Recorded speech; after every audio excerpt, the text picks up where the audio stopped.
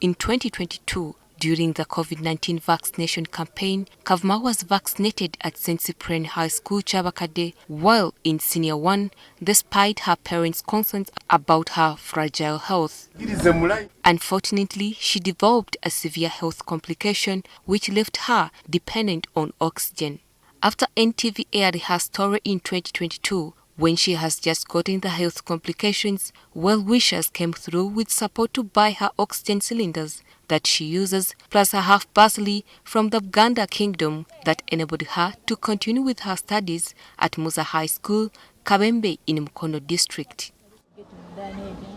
After 4 years of perseverance, she has managed to excel in her O-level studies. We found her in Chabakade village, Champisi sub-county in Mukono district. Kavuma recounts that her academic journey has not been easy, with periods of absence from school which often lag her behind in class.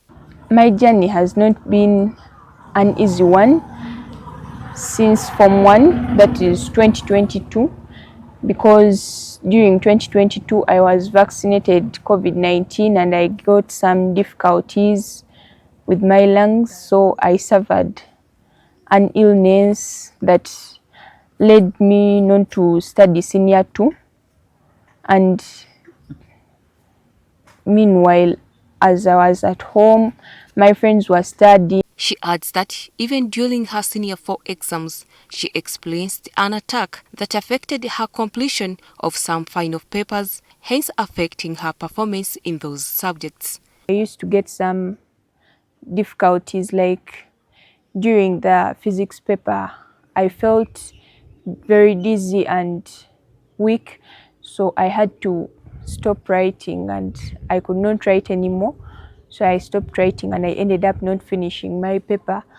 Despite her health setbacks, Kavuma excelled in her exams and is now aspiring to pursue a career in architecture with a focus to do mathematics, physics and chemistry at A level. According to me and my parents, I have performed very well, and indeed I can take the course that I want because I want to do civil engineering, that is architecture. Kavuma now survives on oxygen, especially when she suffers from malaria, flu and bad weather. To get her off artificial oxygen, doctors told the family that they would need $50,000 to go to India for proper medication, which amount cannot be raised by the family. Na sente nyingi tezirabika, baba tusindika India na watusabye dola $5,000 nezitubula. Harriet Annette Tosime, the high teacher of Muzza High School, lauded Kavuma's unwavering resolve and perseverance, noting that the school initially had fear about accepting her due to her health complications. Of course I got scared because this is the girl who came. Allow me borrow the word wired. She was wired all over. She was moving with machines at the back, the nose, but the parents wanted the girl to study. I got scared. When I saw the girl, I was like, no, true, I'm the head teacher. This girl wants to be in a boarding school. Thirdly, she's in a very sensitive class, that is Senior 3. I had to sit down and think. However, Tumusime says Kavuma proved to be an exemplary student, demonstrating exceptional talent and a strong work ethic that made her get admitted at school. So I first put my fear aside. Then I dressed up in attire or the mantle of a parent. At that time I asked myself, what if? That question of what if it were you pushed me down. I had to take a risk over Liz's life. Her first impression to me, she was vibrant. She was very jolly. So I said, no, I think I have to help this girl.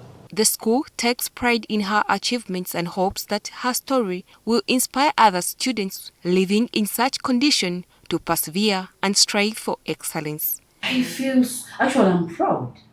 I've told you when she came, we were scared.